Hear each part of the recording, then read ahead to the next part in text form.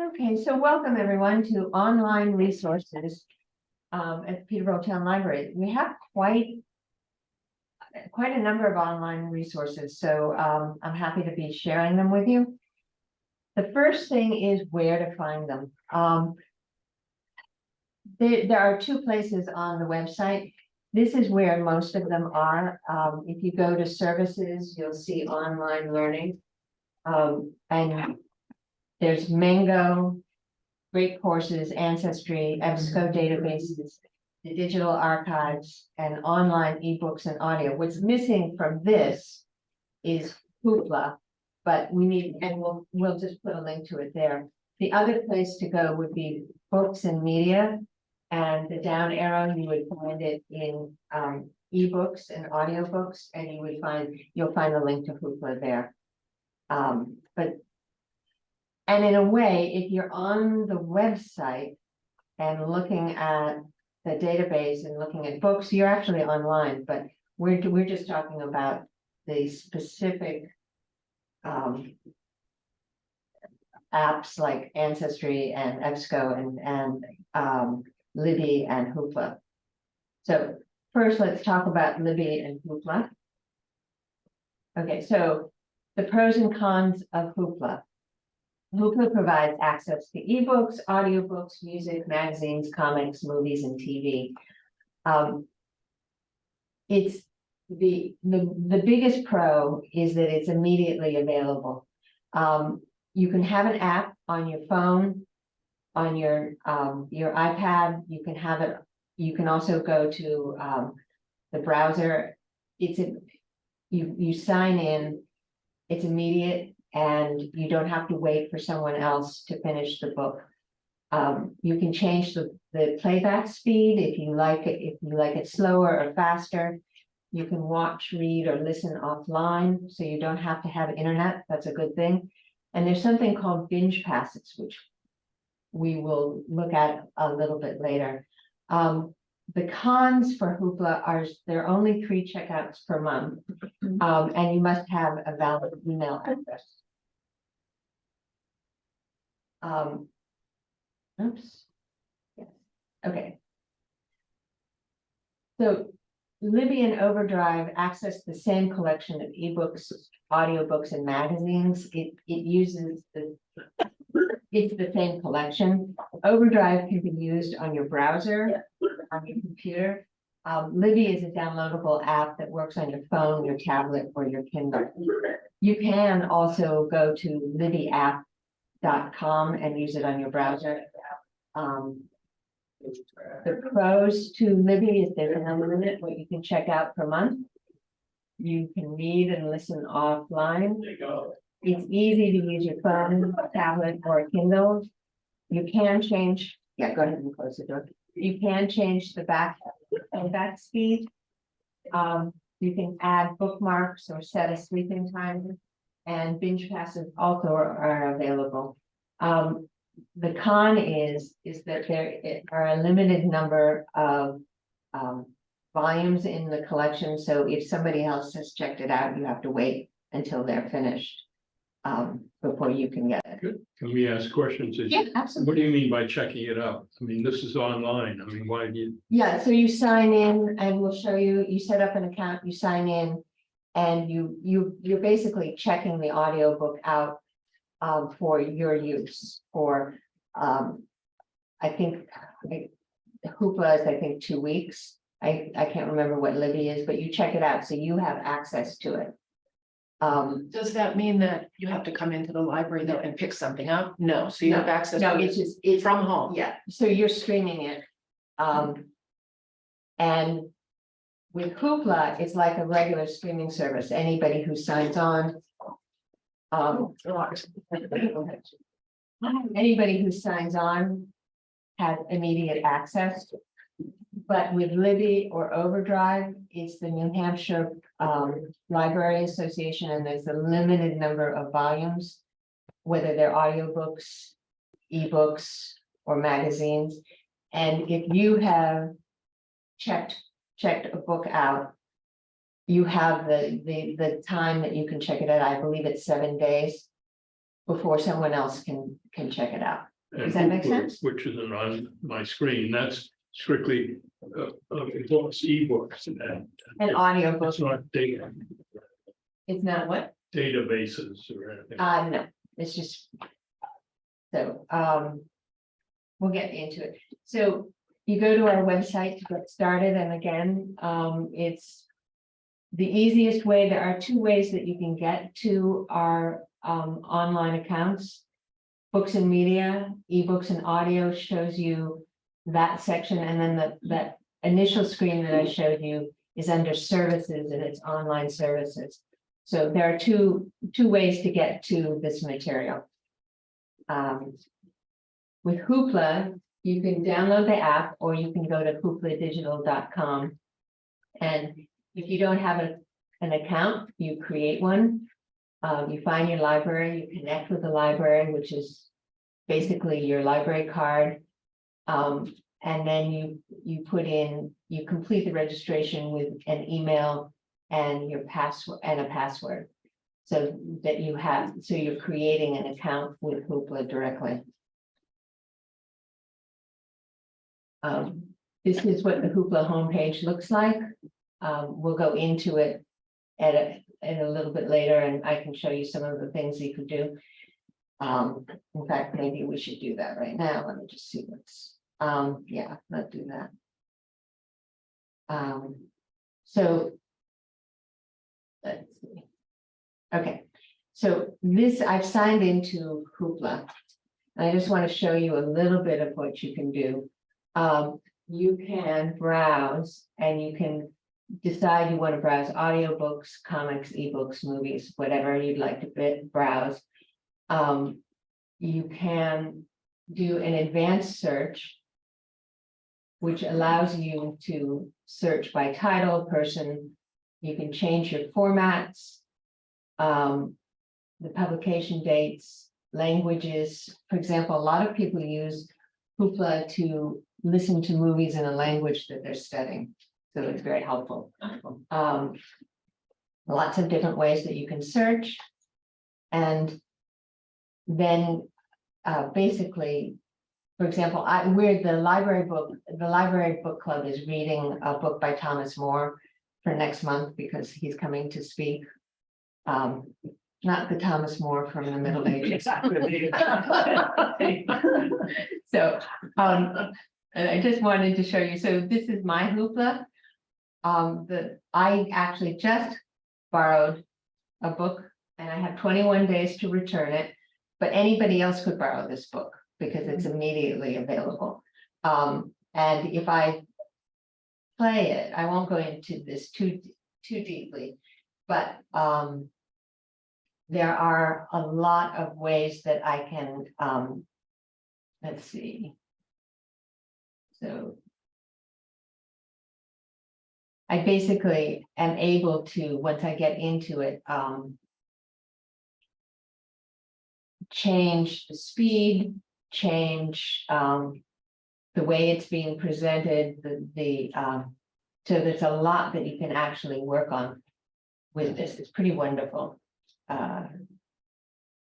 Is there any way to download it, your own copy, so you can watch it anytime? Yeah. Forever? Yeah, well, not forever.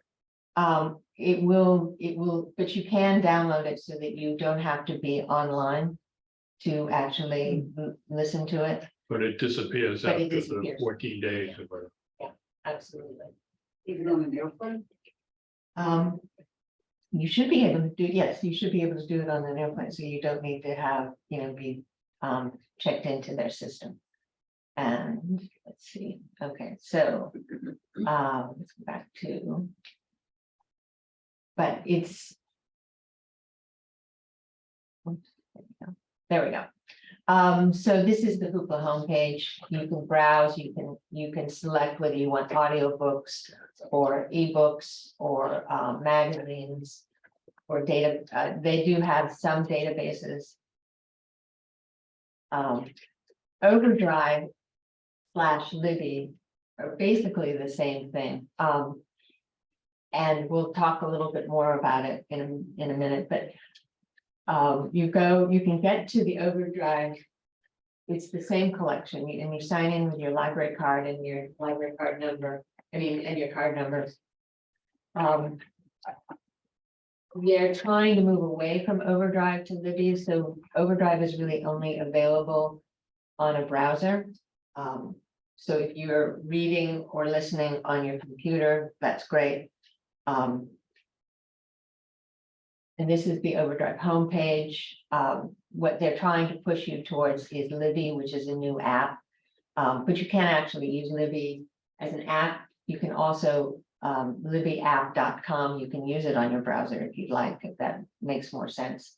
And you can search for different collections, different subjects, all sorts of things. Do the authors get royalties when this is used? I don't know, but that's an interesting question, and They shouldn't. they could. And I don't know, but I will find out, and I will share that when I send out the recording. Yeah. Similar question. I've been curious about, it's hoopla.com. So the libraries must be paying Hoopla I always say prescription when I need subscription. A subscription. It is a prescription. Libraries must pay a subscription fee. Yes, we actually, that's why it's limited to 3 checkouts a month, because we actually are paying every time you check something out. So it's not just a flat fee, it's by patron usage. Patron usage, yeah. Okay. And it has some real advantages because it's immediate, you don't have to wait. There are lots of different kinds of titles. It has a larger collection. Libby is part of the New Hampshire Library system, and we have, it's very robust, but it's being shared by multiple libraries, so it's not as easily accessible. But you can, as I said, you can download the app, or you can use libbyapp.com on your browser. And basically, this is how you will set up an account. They'll ask you if you have a library card. You'll search for your library. You'll sign in with your card, and do you read on a Kindle? And basically, this is the link, overdrive.com/apps/Libby # getting started. It's very easy to set up as far as that goes. And we've got something in chat. Oh, yes, you will need a Peterborough Town Library card to access any of these online apps, Libby and Hoopla specifically, and Mango, and a couple of others. There are some databases that we're going to talk about that are available regardless of, you don't have to sign into them, but we'll get to those in a minute. So before I go on, is there any more questions? Any questions about Libby or Hoopla? Both of them are state of New Hampshire products, is that correct? No, Libby and Overdrive is a consortium of New Hampshire libraries, but Hoopla is not. Hoopla is a national entity. Okay. And there we go. Okay. And I mentioned when we were looking at it, there's something called binge passes. And that is something that you sign up and you have, it's not per item, it's a time limit, and you can look at a lot of different things at the same time.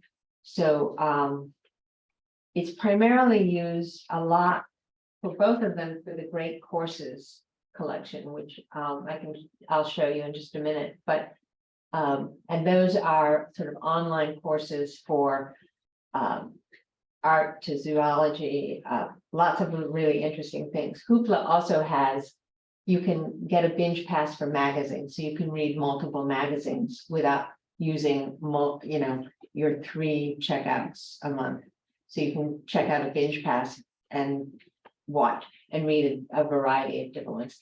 And then there's some stuff for kids, the Hellosaurus and Curiosity Stream, but they also have the great courses as well. Yeah. So before I go on to Mango, are there any questions about Hoopla or Libby from anybody who's watching online? Feel free to turn on your sound and just ask. Okay, we'll keep going then. So Mango is a language app.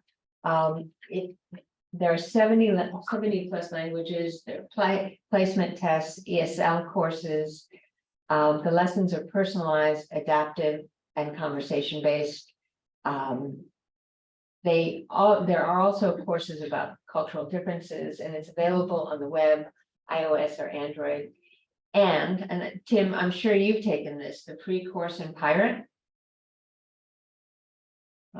Oh, of course. I mean, there's nothing more rebellious than taking a class on learning how to be rebellious. I found. And I bet you got an A in it too. Yar. Yeah.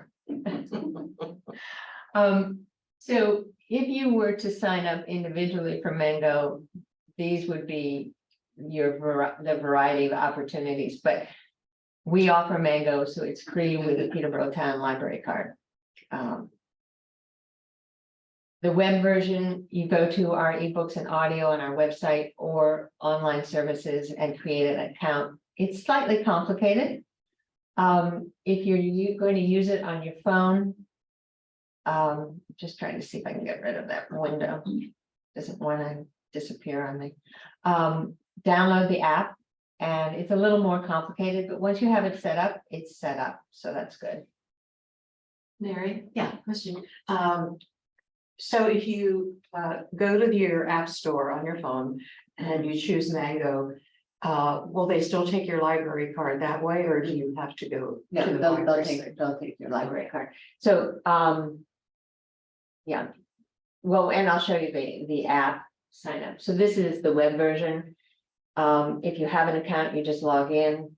You can use Mango as a guest, but your progress won't be tracked, so you won't have that history, or you can create an account.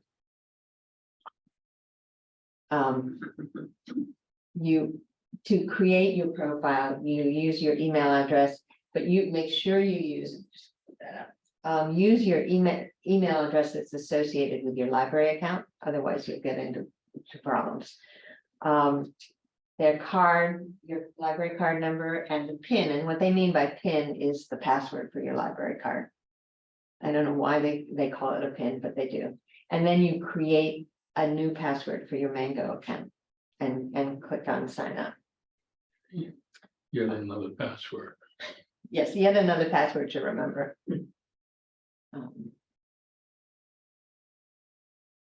And now for the app. But Tim, when are you teaching the course on password managers? Whenever we schedule it. I think generally we do it after October. Yeah, I think you're right. Absolutely. Okay, Yeah. so once you have installed the app, this is the first window that you'll get, Languages and Adventure. And if you've already signed in, you just log in. Otherwise, you create a sign up. You go through a data consent form, and you can pick a language to begin with. And you can go back and forth with multiple languages. You don't have to, you're not relegated to one language. And they'll run you through a variety of different things, but I encourage you can watch the tutorial, or you can just sort of skip it, and they'll take you to a lesson to try to give you sort of a sense of what it's like. You can also skip to sign up and then just create your profile. And then you can come back and do all of those things. So once you set up your Mango, you select free Mango, and then you search for the Peterborough Town Library, and you create an account and sign in. Which is why I said it's a little complicated with the app as opposed to some of the other online services. So, you have a one-time sign in with your library card number and password. You verify your email and you're ready to go. So, and then you can start studying.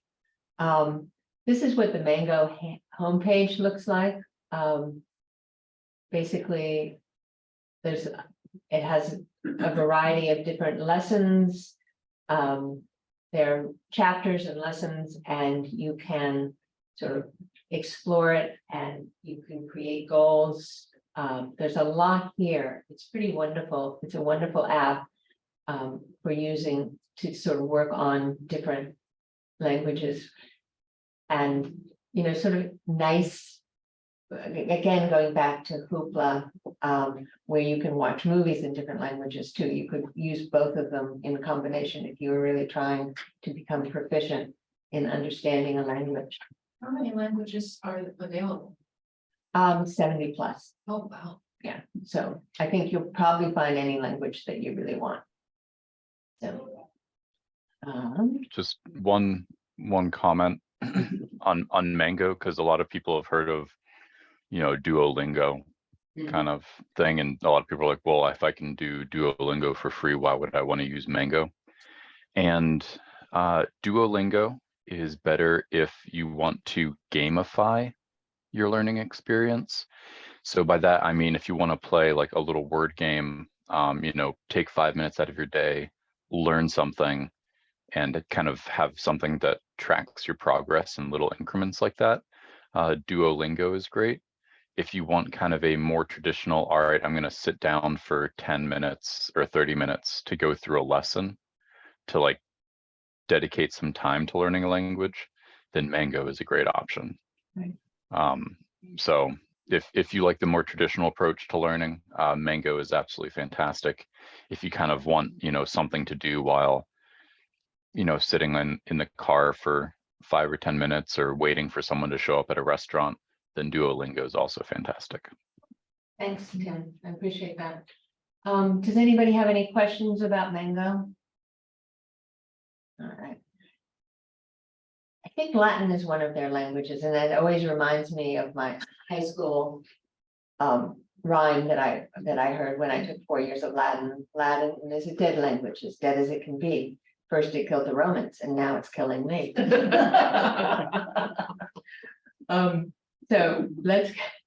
So we'll move away from Mango and Hoopla and Libby and the digital archives. I just want to share a little bit about that. Basically, you can search local newspapers, yearbooks, family histories, and more. You can search by, you can put in some keywords, you can set the parameters of the dates. You can also just search certain titles, like the Peterborough transcript, the Conval Regional High School yearbook. It's pretty wonderful. I will show you. Let's see. Oh, yeah, in fact, I think what we will do is Brave. So you basically would find it by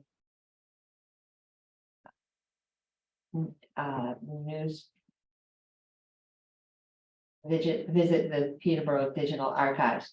So you can go in and let's see, let's search none. That'd be interesting, but we'll search the Peterborough transcript.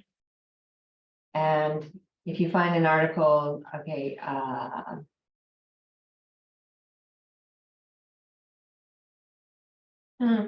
can spell.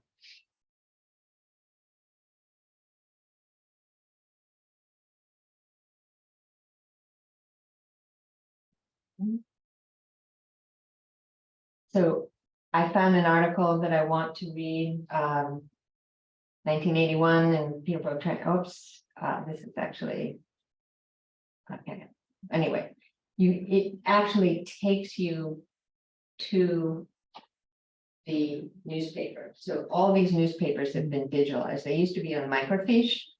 that you can come into the library and use the microfiche. Now they've been digitalized, so you can, and you'll see that every keyword that you put in is highlighted. And yes, because I'm, So if I wanted to search the paper, I mean, how far back have they been digitalized? I would love to read some of the hubbub from when, have you read Kate Chopin at all? From when she was no longer accepted in so-called polite society. I wonder if that was in publications. Would I be able to search for that? I mean, we're talking about the 1890s. right, so these are just local newspapers. Oh. But you would have, yeah, you do, they do go back a bit, but whether they would cover that is questionable. But it is pretty sort of, it is amazing to be able to go in and take a look at all of these different resources, and come up, you know, see what was happening in the community in any given year. So I just wanted to share that with you.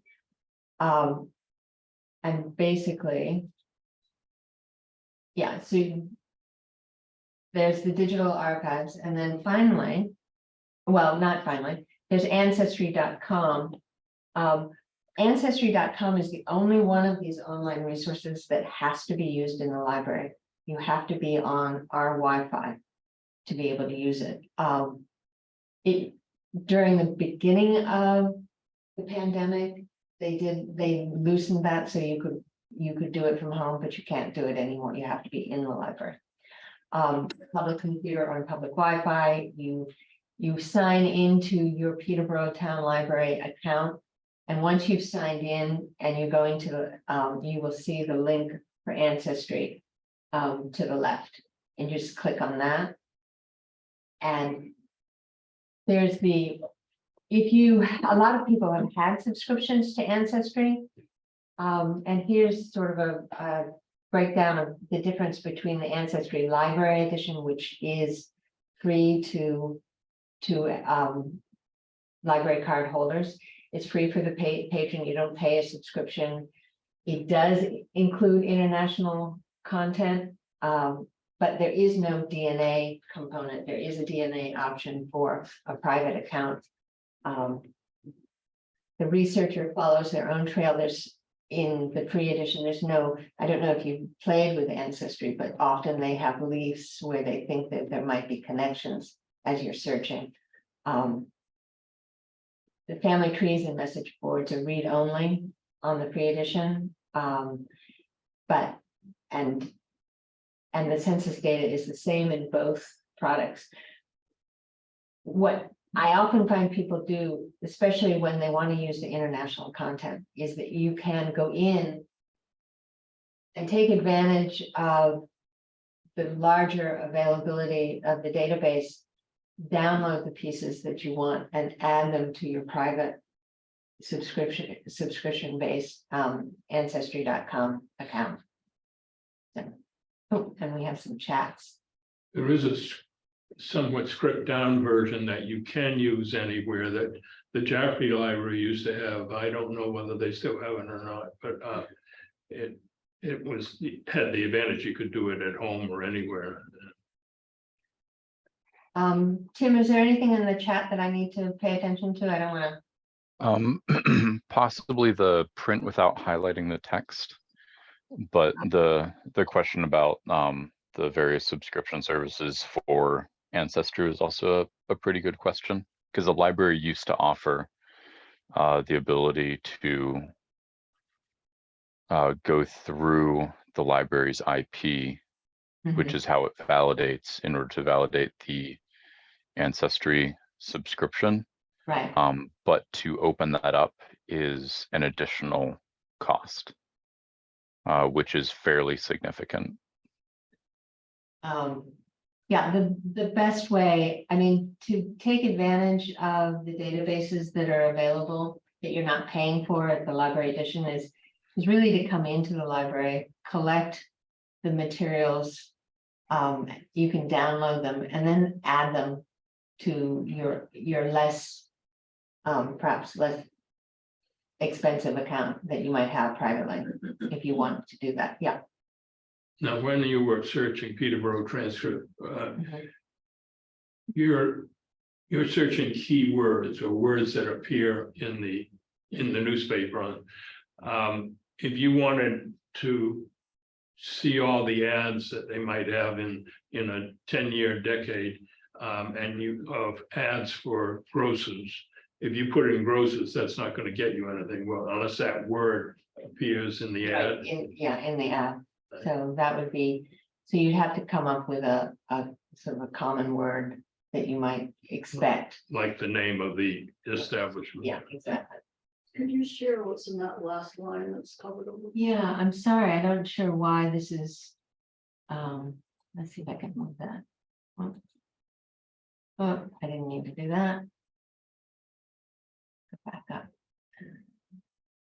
In the slideshow that should be blocked out too. No, it shouldn't be, and I'm not sure why it's not disappearing down. Tim, you're tech savvy, why is this not just? Oh, there Oh, we go. there you go. I'll put it up here, thanks. So basically, the census data is similar in both products, so you have access to the census, there's no differentiation. It's basically it, so once you sign in on the library account, there we go. You can start your search, and I'm not going to go into great detail on this because we have an actual course on Ancestry, which shows you how to use it effectively, and there's a lot of really interesting things that you can find with Ancestry, and it's an amazing database, truly.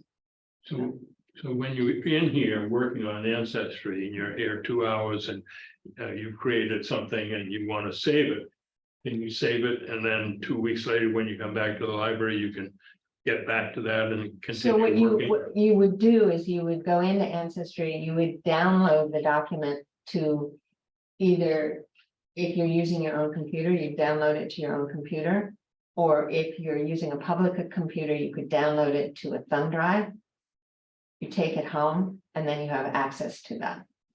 So you don't have to come back to the library for it. Does that make sense? I'm just thinking of working, for instance, on a family tree Yeah. in Ancestry. Well, you're not going to be able to do it all in a 1 hour session. So the only way you can save that and then access it next time you're here is to put it on a thumb drive. Right.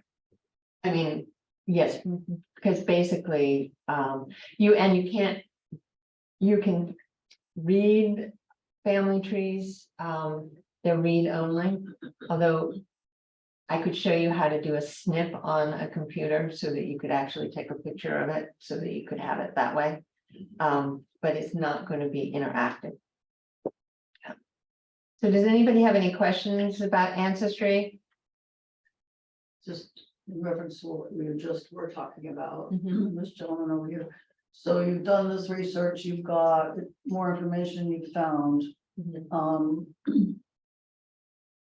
can download it.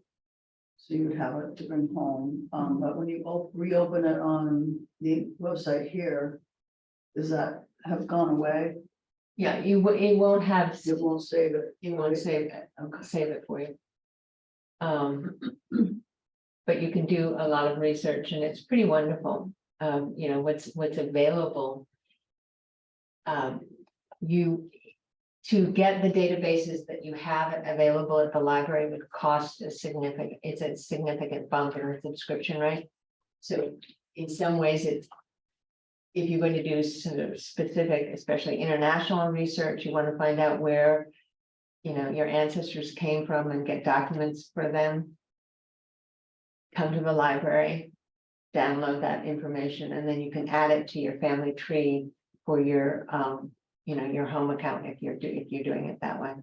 So that's a pretty effective way.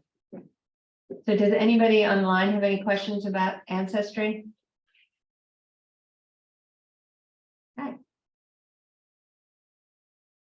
And then last but not least, EBSCO. So EBSCO is a database that the New Hampshire library system subscribes to. And we used to have, it used to be a incredibly, let me just go back into, hold on a second. It used to be full of information, and they changed the subscription, so it's not, there's not as much there. And right now, the two big databases for EBSCO are oops, okay, I'm sorry, yes, you can get it through here. These, we used to have a lot of databases in this file, but right now, all we have is the green file, which is well-researched information about environmental topics, and then library science, basically, but there used to be a lot more that you could take advantage of. We go back to this. And but what there is, so that's in that first box, all EBSCO resources from New Hampshire EW link.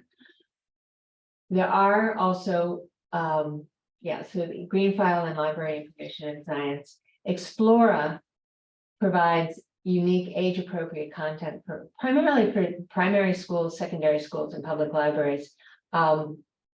It's a great way if somebody has a book report that they have to do, a student, you know that you're getting high quality information.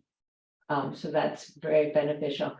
And Novelist is one of those websites. There's a Novelist Plus, a Novelist K-8 that's geared more towards children, students. And then I haven't played with the Novelist Plus for mobile, but I'm assuming it's something that you can use on your phone. But the Novelist Plus, it's basically sort of read-alikes. So you go in and I can show it to you. Hold on one second, let's play with that.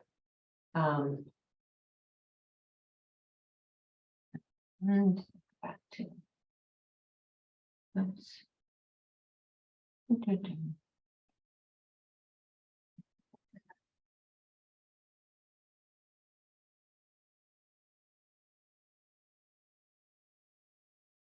Okay, so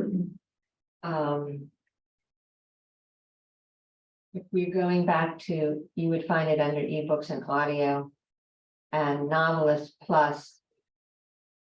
If you are looking, if you've read something that you really like, and you want something similar to it, you want a good, another author that might be like, you know, cover the same, have the same style. You can, this is basically a way of searching for new books or new authors. And there's lots of things that you can filter for, including you can choose the books that are geared towards adults, teens, younger children, fiction, nonfiction. The advanced search has lots of possibilities. And you can limit your search to, you don't get too many things to look through. It's fun. I mean, it's sort of like, it's taking the role of the librarian who really knows their collection and can say, oh, you like Colleen Hoover, then you're going to like this author. This is something that you can play with online, and it's a lot of fun. So. Yeah. That's basically it. I went really quickly on all of this. I don't know if anybody has any questions. Yeah.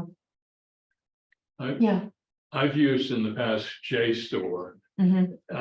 and it is available free through the Boston Public Library if you have a card, and I no longer have.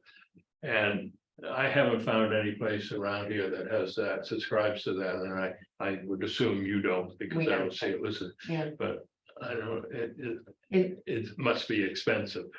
no doubt, no doubt. Yeah, I'm not that familiar with it. Tell me a little bit. Well, about it. it's, I just went through your list of titles on that, I can't even remember the name of it now, EBSCO. And there are many, many academic journals, but not the one I'm interested in, which is Royal Geographical Society, that, for instance, on JSTOR, so they have, 150 years of their journal. Wow. All available, Yeah. searchable and so forth, and. And we used to have, the EBSCO used to have more of that. And in the last year or two, they changed the subscription and we've lost a lot of the databases that we used to have access to. So we had more. More availability in not only academic, but, magazines going back. For quite a while, so you could do a lot of wonderful research. But there is a lot here. So I would encourage everyone to take advantage of it. And if you have questions, there are certain people in the library who are particularly well versed, like Hoopla and Libby. Amy, our public librarian, does a lot with digital services, so she's a good person to ask if you have a question. But any of us should be able to answer. And no online subscriptions to any of the national newspapers, like. No, we New just York have Times. the digital archives now. I have a question. Karen,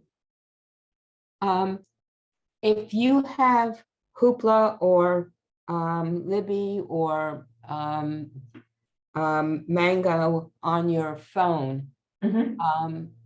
does that mean that you can't use something like another speaking thing like Google Maps or something like that? Or will they go back and forth? Or I'm just thinking of driving and listening to an ebook or something. Oh, I see what you're saying. Whether the Google Maps would interrupt what you were listening to. I have experienced it working and I've also experienced it not working. Tim, do you have anything that you can add to that? Yeah, so what mainly the question is which app will have priority? So your experience may be different on a Google phone, so on an Android phone versus an iPhone. But generally what will happen is you will have the audiobook playing in the background and you will have the map actually up in front of you. So the map is the primary thing on the screen. Whenever the map says anything like you have a turn in half a mile, you have a turn in 200 feet, at that point, the audiobook would, the audio levels would essentially be muted and then come back whenever the map is done speaking. Thank you. Great, thank you. Any other questions? Yeah, I'm going to take a moment. I just want to show you, we talked a little bit about, let's see if I can. Okay, so about the various things that Libby, and I just wanted to show you what it looks like. So, for example, so we talked about, this is a book that I have checked out on Libby, an audiobook. I have the ability to change the speed. So if I want it to talk faster, I can. I can, if I'm listening to it and thinking I might fall asleep, I can set a timer. That just allows me to so it will just turn off. I can create bookmarks at various places if there's something that I want to come back to. And I can create a bookmark with a note. So if I have something that I want to talk about or that I want to remember in that. So that's really helpful when you're listening, especially the speed and the sleep timer. And let's see. Can you play a bit of that just so we can hear? Sure. Penguin Random House Audio presents The Twilight World, translated by Michael Hoffman. Read for you by the author, Werner Herzog. So now think. A note before we begin. Most details are factually correct, some are not. What was important to the author, if something other than accuracy, some isn't. He thought he glimpsed. So maybe that was a the little too protagonist of his story. Anyway, so you get the sense. In 19, And as far as, let's see, make sure I got, okay. Okay, and I did the same thing in Hoopla. So this is the book that we're going to be reading for the library book club. And I thought, well, I'll just get it out and then take a look at it. And if I click on it.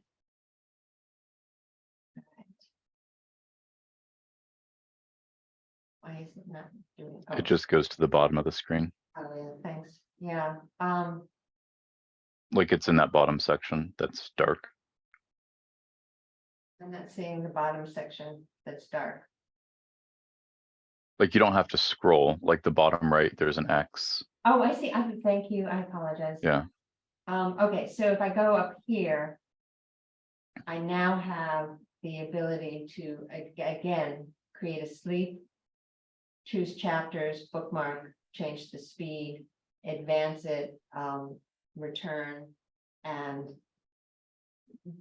there's a lot that you can do to control the audiobook. So those are things that are sort of fun and difficult to, obviously difficult to find, especially for me. Anyway, thanks, Tim. I was Yep. trying too hard. So I think unless anybody has any more questions, we'll just sort of wrap it up. Thrown a lot at you. I would encourage you just to sort of play with it. And if you have questions, certainly ask. We'd be happy to sit down and do a one-on-one and just show you how to use all these wonderful online tools. So thank you. I have, Yeah. before Tim hangs up, I take it Tim is the tech person. I actually came here I must not have read the email. So I apologize. I came here not knowing what the content of this Okay. group was going to be. And I have a Facebook specific question, either for Tim or if someone else who's here in person Yeah, could help me with it. absolutely. We'll get that. I'll get you connected right after. Okay, so I'm just going to. You know what's coming up in this series in the next month or so. So Tim, while I'm turning off, I'm going to stop the share and I'm going to stop